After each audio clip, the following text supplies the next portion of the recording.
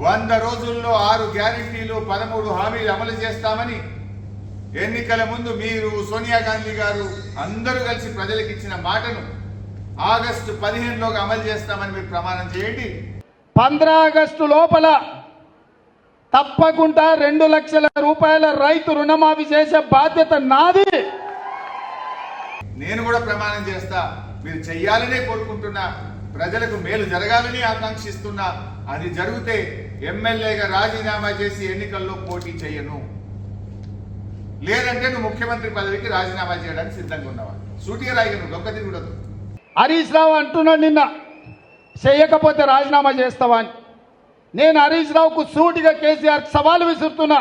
15 August లోపల రుణమాఫీ నేను చేస్తా. నేను రుణమాఫీ చేస్తే నీ పార్టీ నువ్వు రద్దు చేసుకుంటావా? సవాళ్ళు స్వీకరించు. నువ్వు దేవుళ్ళ మీద ఒట్టు పెట్టి చెప్పింది నిజమే అయితే రా, గన్ పార్క్ దగ్గర రా, అమరుల సాక్షిగా ఇతర ప్రమాణం చేద్దాం. లేదంటే నువ్వు దేవుళ్ళని కూడా మోసం చేసినట్టే.